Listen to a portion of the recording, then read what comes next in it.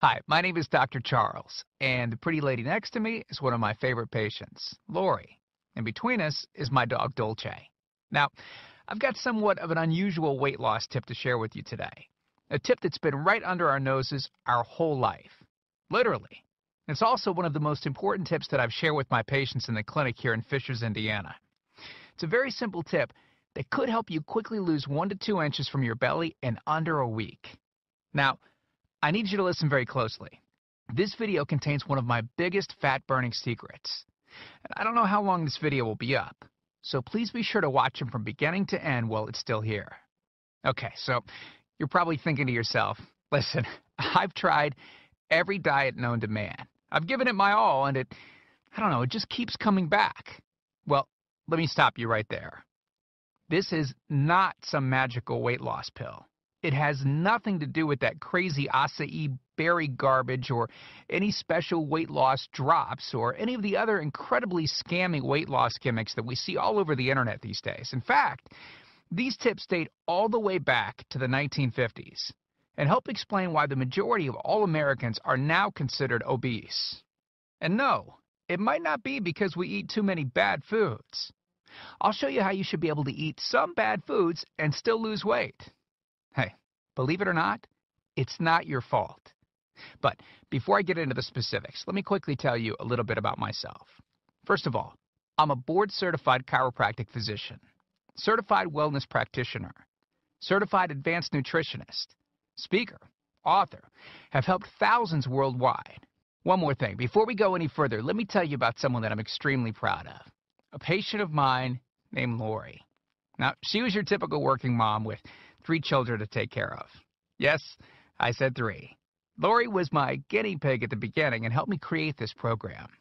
Now, she comes from a very poor line of genetics, obesity, diabetes, heart disease, etc. So I thought if this program worked for her, it might be able to help anyone. This one specific tip that I'm about to share with you helped Lori lose 2 inches from her belly, lose 8 pounds in only 9 days, lose 2 inches from each thigh, lose 3/4 of an inch from each arm, drop 3 dress sizes. At the age of 30, she now wears a smaller dress than she did in high school. Now, I know you're probably skeptical, and I don't blame you. I mean, it sounds like something so dramatic that it must be torn from one of those supermarket tabloids, right? But it isn't.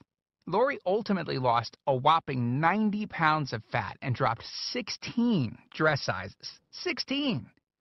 Lori went from this, 210 pounds, which, by the way, is the weight that she couldn't get rid of after her last pregnancy, to this, 120 pounds.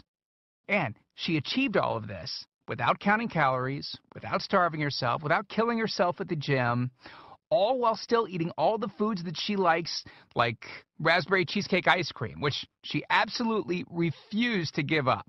Her friends are jealous, and acquaintances can't believe that she's ever even been pregnant. Listen, when it comes to weight loss, unfortunately, women get the short end of the stick. It's definitely harder for women to lose weight. In fact, women have been hardwired to not lose weight. And no matter how cheesy what I'm about to tell you sounds, it all makes perfect sense if we stop and think about it. Let me explain. It all stems back to the hunter-gatherer days of our ancestors. Men weren't built for fat storage at all. Men were built to be lean and fast to hunt food. How men can even accumulate fat at all goes completely against our genetics. On the other hand, women were built for fat storage to be able to survive and care for children during famine. Their essential minimal fat stores are many times higher than men. Women were built to accumulate as much fat as possible and to not lose those accumulations for childbirth, milk production, and child rearing. Now, unfortunately, we've been built to survive, not to look good. Women have a couple of major fat-storing roadblocks that hold them back.